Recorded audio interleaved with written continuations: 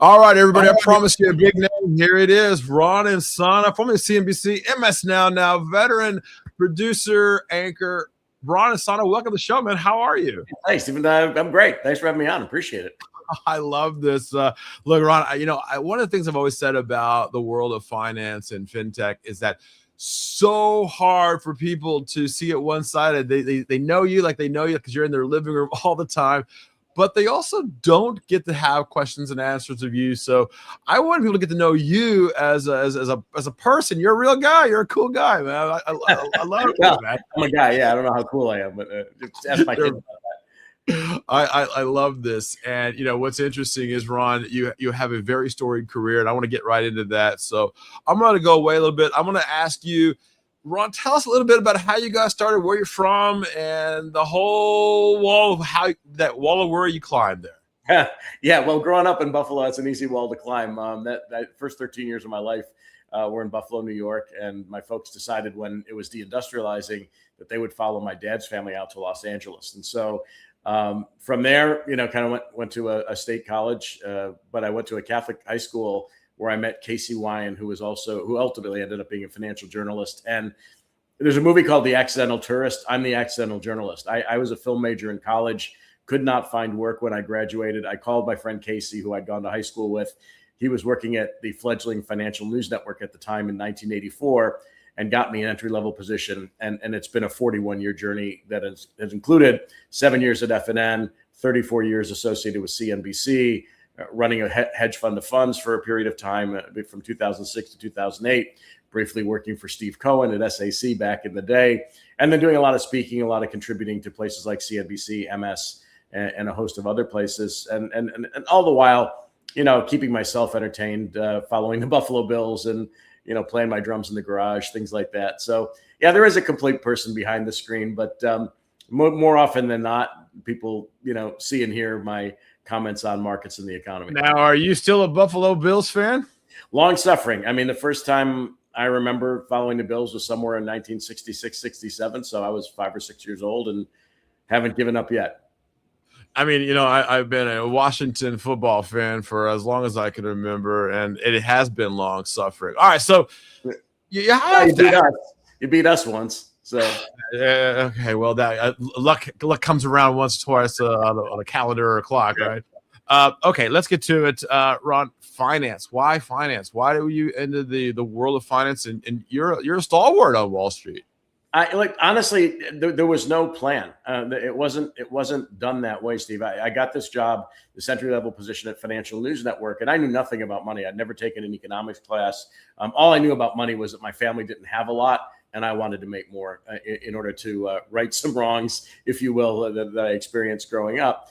But the more I got involved at Financial News Network and the more this conversation was taking place around me with people like Bill Griffith and Sue Herrera, Liba Geft, Ed Hart, who was our original credit market reporter, John Bollinger, whose name I'm sure you're familiar with, Doug Crichton, Michael Crichton's younger brother, was our senior producer.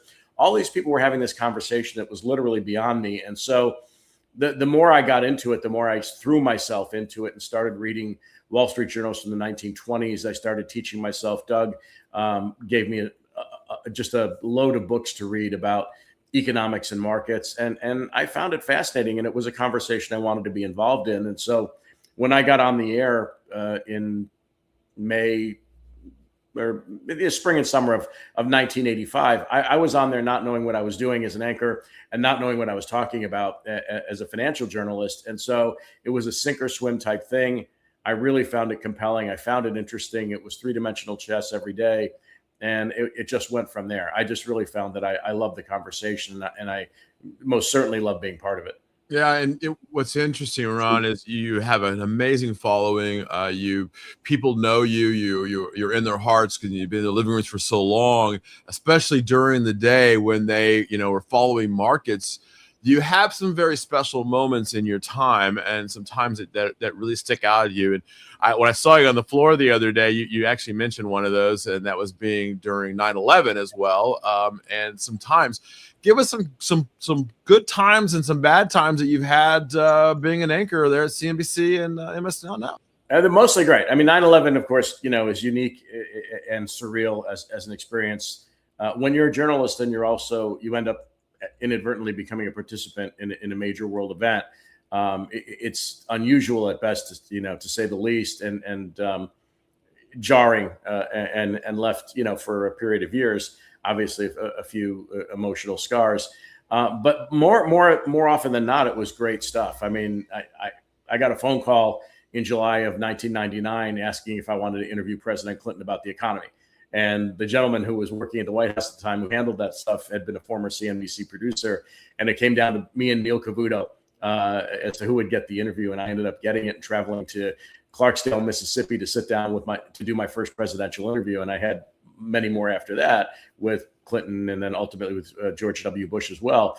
And those are just kind of mind-blowing experiences because they're so different. There's so high intensity that you really have to be on your game. And then I've had fun ones with, folks like Warren Buffett.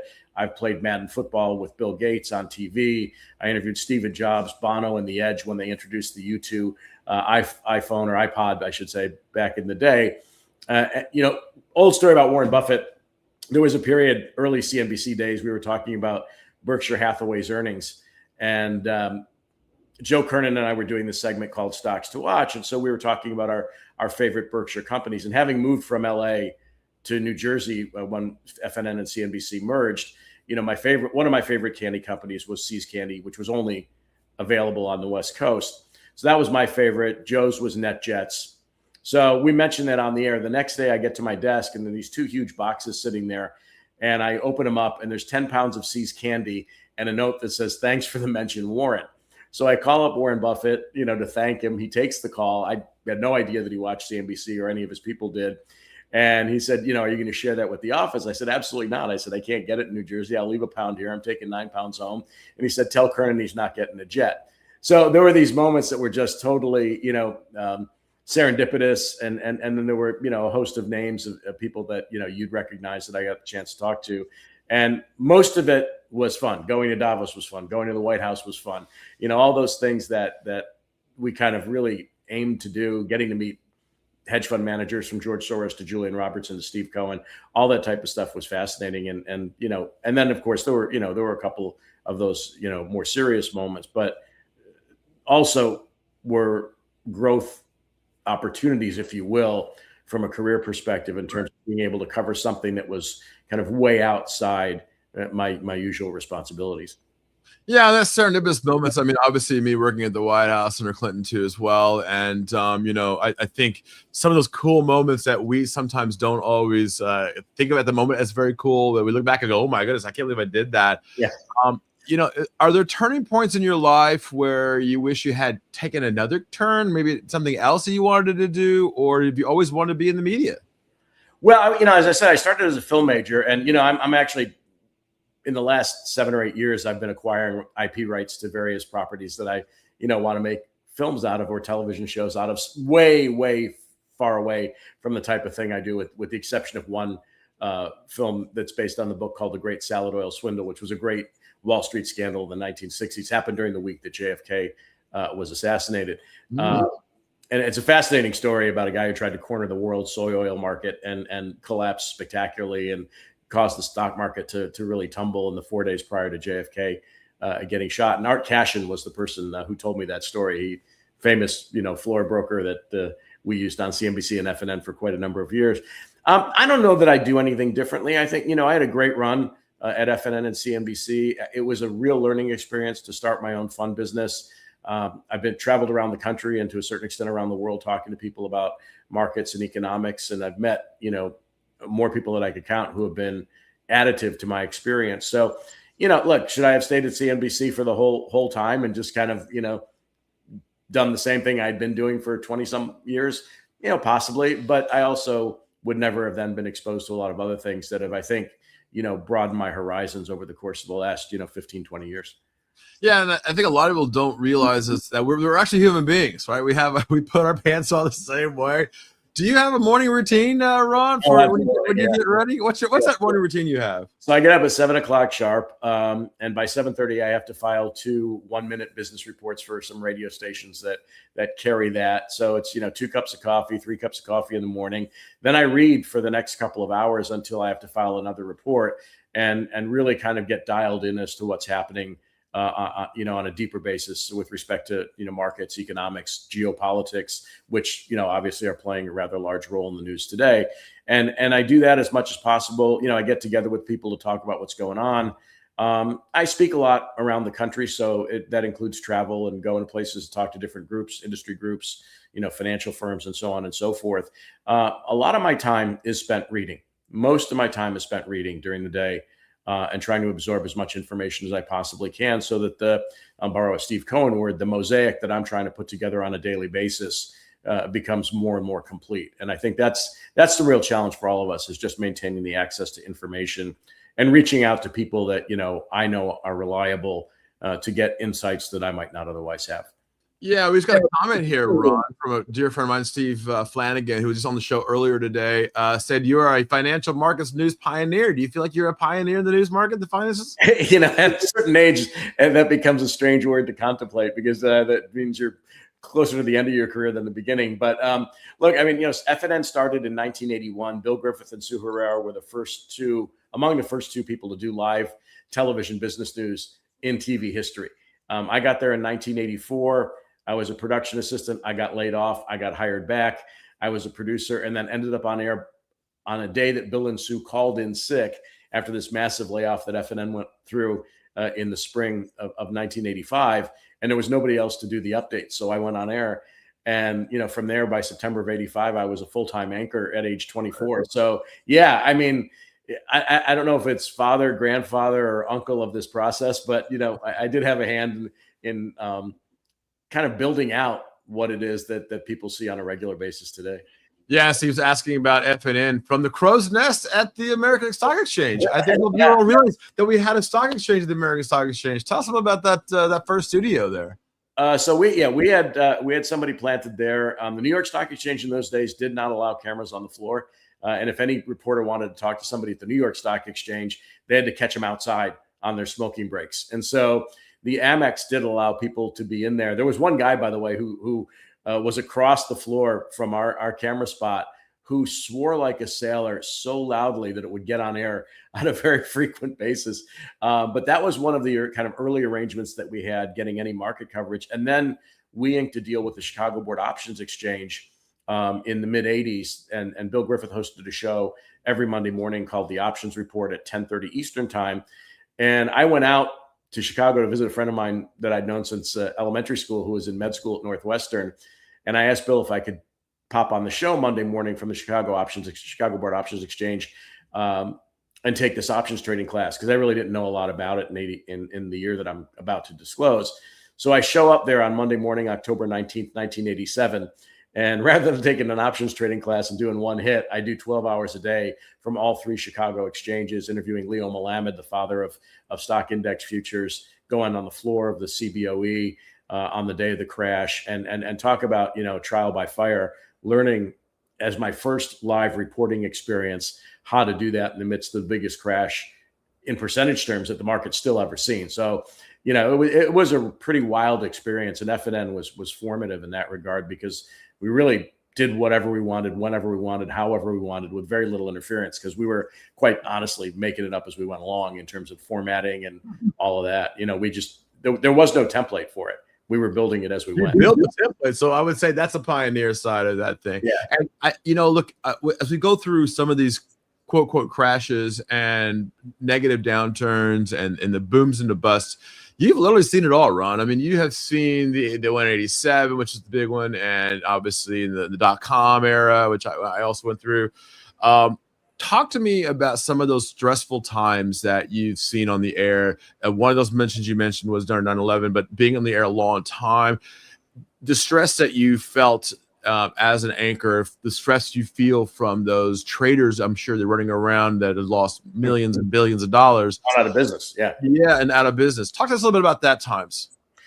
Well, it's interesting, and it forces you, and this was true in 9/11 as well, from a different perspective. It forces you to choose your words very carefully, and to stay within a certain set of, I think, both intellectual and emotional parameters when chaos is taking place. When the market's down 23% in a day, and you're looking for the right adjectives, and while it's happening and you're live, and the thing is going on before the day comes to a close, you're also trying not to inflame the situation, no matter how bad it is. You don't want to be throwing gasoline on a fire. So you're searching for the right words. You're searching for the right sources. You're searching for people who have, an independent point of view, but also a good grasp on what's taking place. And I think that happened during the '87 crash, because there were people, by the way, who were absolute bomb throwers, who were talking about the market crashing beyond what we saw that week and going down to 1932 levels and things like that. And,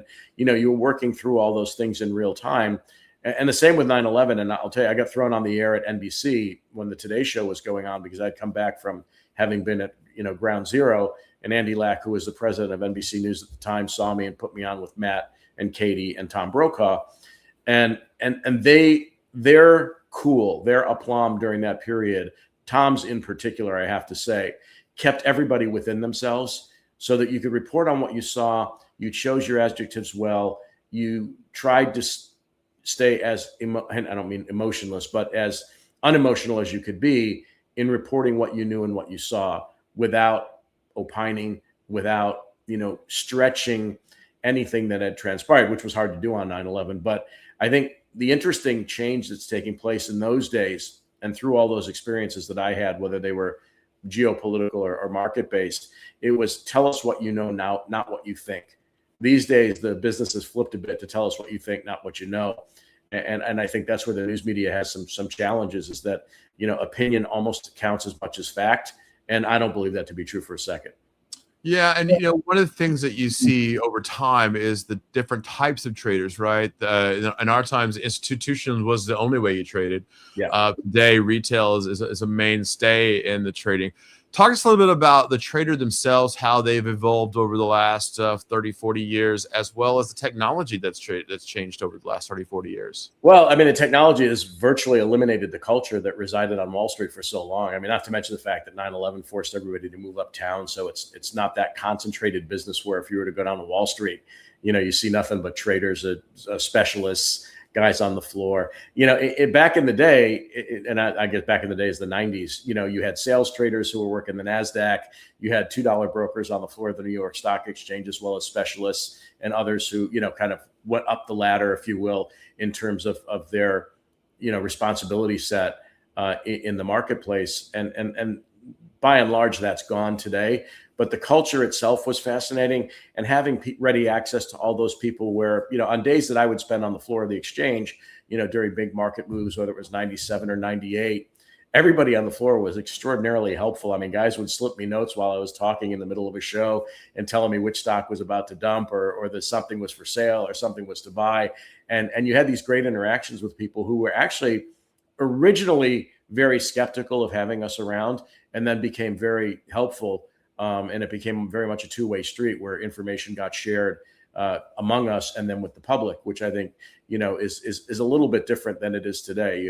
There's a little more phone work that you have to do than in those days, where you could, go down to the floor, talk to people like Art Cashin or Peter Henderson or other guys, who were making markets in IBM or what have you. So it's a radically different environment now.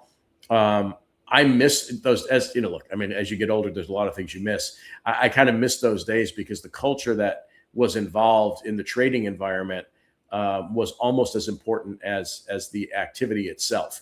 And that's a little different. So technology has, as and as you experience, is almost fully electronic. There's very little, face-to-face interactivity. And so it's changed. And a lot of things have changed. I mean, sub-penny trading, that's led to, market makers of market makers. That's led to a lot of activity that, is kind of sub rosa. Nobody gets to see it.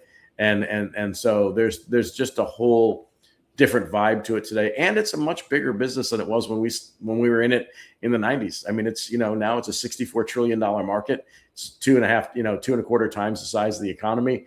Retail is very, very involved. The dollar volume of options trading exceeds equities. So, there's a lot going on that, everybody's kind of in the game right now. And then you have the proliferation of, kind of new players like Robinhood and eToro and others that are challenging other institutions, yourself as well, in the way in which, trading gets done. Yeah. And, as new traders come in, I mean, I was given graph paper and pen, said, good luck. Let's learn how to chart. Yeah. When there weren't computers, right? And FNN was the show on TV. There was no CNBC at the time. But how the new traders today coming in, it seems to be that they're more excited about trading than it was when I was a kid. I want to be a firefighter, astronaut. Those kids did, and I want to be a stockbroker. That word term isn't even around anymore. No. What do you tell those new traders, those new kids coming in? What books to read? How to get started? What, obviously to watch people like yourself, but how do you get them started in a way that's more professional than the way that this willy-nilly Reddit and let's go on Twitter and see what the next hot stock tweet is, and getting them going in the right direction as opposed to the wrong direction? Well, there is this kind of, digitization, gamification, and tokenization that's all going to take place or is taking place that makes trading for young people much more like betting. Right. And so there is that dopamine hit that comes with it. And it always has, quite frankly, but in the past to a more select group of people. Now it's available to almost everyone. I mean, it's hard for me to tell people to do it the way I did it. But I would recommend the way I learned about the markets, in addition to talking to people on a regular basis who have, extraordinary amounts of experience. Understanding Wall Street's a great book. The Psychology of Money is a great book. The Worldly Philosophers, which explains economics going back to Adam Smith in a very digestible, historical way, is a great book. I mean, all the books about events that took place, particularly during the 80s and 90s, like Barbarians at the Gate, and all of Michael Lewis's stuff. I recommend people read that to get a flavor of what markets are like. The trading part is a little different because, again, that was largely a professional affair when I was coming up. And now it's individual investors, traders, and speculators, make up a good chunk of what's going on. You have to try to teach people how to contain their emotions, that it's not a game, that it's not gambling, that a long-term mindset is better than a short-term mindset, unless you are built to be a trader, right? I mean, there's some people who just have a natural instinct. I've seen Steve Cohen trade, right? So, and I've seen other people do it at the highest levels, that are known on Wall Street. You have to have nerves of steel. You have to have ice in your veins. You'd have to be Michael Jordan, Tiger Woods, pick a name, if you're going to get into that part of the business. And you also need to understand trends. You need to understand a whole host of factors that go into daily and intraday market moves. And that requires, I think, more pure experience than anything a book can teach. Yeah, and that brings me to the point. I mean, Steve Cohen, those ice veins that he has, what separates him apart? What makes him Steve Cohen? You worked for Steve, you know him. Talk to us a little bit about that relationship and that ability that he has, and how it pretend to being who Steve Cohen is, and that strong talk with the Mets, obviously, right, and in sports too as well, right? So slightly different outcome there at the moment, anyway. Look, it's if you've ever, and I didn't spend a lot of time there, but I did spend some days on the desk, and you just see somebody who's so dialed in. And look, when I was there, and it's an even larger operation now, there were 1,000 people who worked there. There were 125 portfolio managers, along with their analyst teams, who gave Steve ideas to supersize. He himself was a very active trader. And, you've seen this a lot. I mean, I've been in Julian Robertson's office. I've talked to George Soros. I know a lot of these guys, or knew a lot of these guys at the peaks of their careers. And they each have their own special sauce, Stanley Druckenmiller and folks like that. Steve, was a very, very, very active trader all day long. He was not a position guy, although they did take, longer term positions in specific securities, but they were also very good at scalping, at finding inefficiencies in the marketplace. And I think he started trading when he was 13. And did it all through college. And there are just people who have this natural affinity for it. He's just stone cold when he's on the desk. I mean, he can just get it done. You're familiar with this term, but, at the end of the day, places like Steve's, will VWAP for the last 20 minutes of the day and take advantage of price discrepancies between the individual components of the S&P 500 and the index itself. And, you can make a 0.5% at the end of the day, and if you're trading 250, 260 days a year, that makes a big difference. You can have your down days too. But I mean, it's just, I think they're so dialed in. They so understand market structure. They so understand inefficiencies and price discrepancies. And they don't think twice about making decisions. They're very good at snap judgments, and they see the picture. It's. I remember Steve saying once, he goes, as he was getting older, he goes, yeah, it's a little harder to see the high tight fastball, but he was still seeing the high tight fastball. And when you look at those kind of traders, are they mostly looking at charts, or are they looking at the news? Are they looking what are they really concentrating on? Everything. There is no bit of information that's too small, right? I mean, no insight is too small if it can change perception or if it's going to have an impact somewhere, right? I mean, and I've seen this with great CEOs, and I've seen it with great investors, and I've seen it with great traders. I mean, I've sat down with Warren Buffett, and after our interview was done, he was asking me questions about what's going on in the world, right? Jack Welch, same thing. Would call up, what are you seeing? Bob Wright, who ran NBC, would say, hey, listen, we just saw, this was in October of 2020. He called me up after I'd interviewed George Bush, who was a month away from, being elected president, or getting the election done anyway. And he said, look, we're seeing a huge drop off in advertising. What are you hearing from your guys? We don't know if this is a short-term thing or this is a long-term thing. And with all the hedge fund guys that I used to talk to, we would exchange points of view. And I think that level of insatiable curiosity, where no piece of information is too small to know, was true across, again, like I say, CEOs, all kinds of business people, people like Bill Clinton, politicians, and others who really needed information. Bob Rubin was another one who was like that. I think when you talk to those people, that level of insatiable curiosity is what separates them from everybody else. I agree. Data, right? Yep. As I'm going through life and I'm being interviewed as well, I'm always asked, what's the main thing? And for me, it's having a mentor. So talk to me a little bit. I mean, you've really been at the forefront of U.S. history, the forefront, and especially the anchor of our businesses. Do you have a mentor, and who are they? Yeah, I mean, and it's funny because the individual I'll name is not someone who was widely known, but his brother was. Michael Crichton's younger brother, Doug, was our senior producer at Financial News Network when I joined. And I will say straight up, the single most brilliant individual I've ever encountered. He would edit Michael's books, quite frankly, and send bibliographies back so that Michael could read more about a particular topic. And that was true in one instance with respect to the book Timeline that Michael wrote about Middle Ages and about the multiverse. And Doug was unique in the sense that he was extremely patient, but also recognized like who would take the advice and who wouldn't, who would read the stuff he suggested and who wouldn't. And so I did all the time. And I would go back and ask him questions. And he had an extraordinary take on the world, read a lot of stuff in its original language. And he was, I think, my most influential mentor. But among others who were more notable, I would say I learned an extraordinary amount from Jack Welch. I learned a lot from Bob Rubin. I learned a lot from Julian Robertson in terms of again, and even Steve to an extent, this and Warren Buffett, this desire to know. Doug used to describe it as rats in your belly, that you couldn't be a good journalist unless you had that gnawing feeling inside of you that you were not satisfied until you had the answer to a question that you were trying to obtain. And I think that was critical in my development. Doug also happened to be a bit of an empath, which was an unusual experience to encounter, and had a great beat on people and could tell you things before they happened in a weird way. And so that left an indelible mark on me. Sadly, he passed some time back within 18 months of Michael passing. And they were both really interesting guys and left a mark, indelible mark on the way on how I think about things.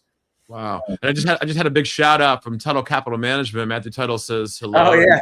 Yeah, says hello. So I want to make sure I got that on the air. You've also been the forefront of those kind of firms, right? Prop shops and trading firms. And Is there a firm that you just throughout history that you've really admired? And you look back, you can say Shearson Lehman. We talked about that last night. All the different firms that have come and gone, big names. Anything that you were like, wow, I wish I was a part of that firm or that team that I didn't get to be a part of? I think the evolution. Well, there are two places probably. I mean, one would be Tiger Management with Julian Robertson, who created a culture among his managers that was a shared culture that allowed for a lot of collaboration versus competition among the PMs that he had. But I would say, as from an institutional perspective, I've been really fascinated by the evolution of Morgan Stanley through the acquisitions that it's made, Smith Barney, rolling all of that in and becoming kind of the premier wealth management firm. And it's not a commercial for them. I don't have any ties to them, but I did work with them on some, educational stuff over the course of my public speaking engagements. And I found that they had a real desire to teach and to bring people up and to engage in wealth management in a superior fashion. And so I think that's really interesting among the majors, particularly with Gorman running it in such a way and really recasting the entire business. I thought it was fascinating the way they managed to build that out and really take ownership of the wealth management space in ways that others haven't. Now, there are a lot of guys I like too. I mean, Head of Truist is a great guy, and they're building out a great business. Other firms maybe less so, that I don't think have the same type of culture or support system around their employees. I'm not going to name them, but I do think the ones that I've mentioned kind of stand out. And look, honestly, when Jack Welch and look, people have changed their view to a certain extent about GE and the period in which Welch ran it. I thought it was fascinating. Jack was an absolute riot. I mean, in terms of his ability to challenge his employees, his willingness to interact with anybody in the firm. It didn't matter where you sat. If something happened and you wanted to reach out to Jack, you could. And we had a great relationship over time. And if he had a question, he'd call me up. If we had a disagreement, we'd make a bet on it. I have a $5 bill signed by Jack Welch after I won an interest rate bet with him that he was extraordinarily upset about having to do, from what his assistant told me. But it was a great experience, and the guy was great. Well, a billionaire worried about $5. I love it. Well, it was more losing the bet. It wasn't the money. Of course, yeah. And I made him sign it and admit that he was wrong, which I think that was probably the part that was. Hopefully, you've got it like on your wall somewhere. At my desk. Yeah, absolutely. I love it. I love it. All right. So we talked about the past quite a bit, Ron. Let's talk about the future a little bit more. The future of media within finance has really changed over the last, I'd say even last 5-10 years, but even now faster, more and faster, probably ever than before. And the way that we absorb that media, what do you see, not what we have today, but in the future? What do you see the future of media going to in finance? Well, I think it's going to be probably less linear because we have to compete with other sources of information that, having come from a linear background, cable television, and now seeing the emergence of social media and things like, Wall Street Bets on Reddit and other, social media influencers that talk about finance, probably in some cases in ways they shouldn't. Not everybody is equal in that regard or offers, kind of the best insights that you can get. I think what's incumbent upon anybody who's in the business now, even more so than when I was coming up, when we had to, if you had to dispel a rumor back in the day, it was, some phone calls. Now, the rumors that get spread on social media, the commentary that goes on can be of vastly differing quality. I think it's incumbent upon anybody who's in the media, whether they're doing it in a linear fashion or whether they're picking their spots, to either do shows or interact with their audience. It's really now a much heavier lift to ensure that you're fact-based and data-driven. And I think that's the real challenge, no matter what format you choose to operate in. It's having high-quality people, high-quality insights. And it really doesn't matter to a certain extent how that's delivered, but I think it's going to be delivered as we move forward across multiple platforms in real time. And so whether you have a linear operation, you're also going to have a social media operation. We see this across, platforms now, but it's going to get bigger and deeper and broader over time. And so I think it's a little harder for the consumer to separate the wheat from the chaff. And I think that's the job that falls to folks, like me or others to say, okay, look, this is real stuff. And what you might be seeing over here is a head fake, or it might be somebody trying to manipulate you. It might be somebody disguised as a retail individual who's actually a professional and trying to, get an idea out there. That's the challenge. I mean, there are so many platforms now. How you deliver the information, I think, is less important than the information you deliver. And Fortune magazine just made a post not too long ago that just going to college is no longer just the path to a white collar job anymore. What's the path? Your path was very interesting to becoming an anchor. In your background, you are highly educated. Is that necessary anymore to be an anchor or to be on media now? Well, it depends really who you work for. Okay. I think I see some people who are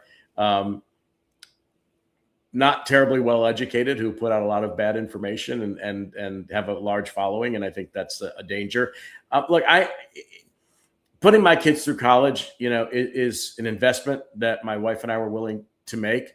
I do think it's worthwhile. I do think it proves something for the individual who's willing to undertake,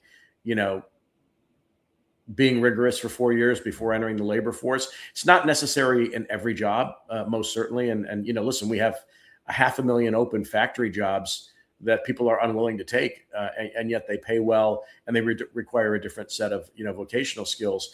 I don't think college is for everybody, but I do think that for those people who can make it worth their while and get the return on investment that they need, which in our business, quite frankly, is probably necessary. I still think, picking the right school, whether it's inexpensive or expensive, is a critical choice. And I think it's important that, as you enter the workforce, particularly one that's changing as quickly as this one is, that you have the right set of soft and hard skills to navigate the future, which is going to change, I think, faster than any of us ever experienced. Yeah, let me ask that question. I'll let you go because I know you got a lot going on today. But in building that repertoire of you have, and the number of people you've interviewed, and the number of people in the business, is there a bias in the business politically? Is there a bias in the business towards other people, or are you guys all pretty much right down the middle of the road? No, I don't. Not anymore. I mean, I think clearly everything is hyper polarized and become increasingly partisan, which is, again, relative to my past, somewhat unusual. You did have people who, staked out positions on one side or the other, but they were siloed. I mean, Rush Limbaugh had his show, right? And it was the right-wing radio show, if you will. And there were a couple of imitators, and that became, kind of morphed into the Fox approach to news. And then the reaction to that was MSNBC swinging left. And so now you have a much more polarized electorate. You have a much more polarized media landscape, and you have a much more polarized political landscape. And I think, for me, if I were to do something again in the space, I would love to eliminate that polarization entirely. And again, focus on facts, be data driven, and deliver insights that are valuable to people, as opposed to, talking one's political book, which really doesn't do anybody any good. All it does now is ruin Thanksgiving dinners. That's kind of where I had one rule of Thanksgiving dinner: bring alcohol, right? Yeah. Right. Look, Ron, it's been an absolute pleasure, and I really appreciate your time here. And we look forward. And I guess I have one more question for you. Will you come back and join us for some more time like this? Anytime, anywhere. Of course. I love it. Like Ron Insana, former CNBC Senior Analyst. Listen, it's very simple. I'm going to put the link up to his website, roninsana.com. I'm better off on either Twitter, Instagram. I have a Substack called The Message of the Markets, which is where most of my work is focused these days. That roninsana.com, that's an old one. And we'll put it right up here, Ron. We'll get you the link right now to everybody so you can see his Twitter handle too is Insana. You can check him out. And I'm gonna tell you, the last post I thought was really good about the Monroe Doctrine. I think that history understanding is exactly what we need to understand when people make willy-nilly comments about things like that. So Ron, I appreciate your time today, and we'll see you right back here next time, man. Yeah, sounds good. Thanks.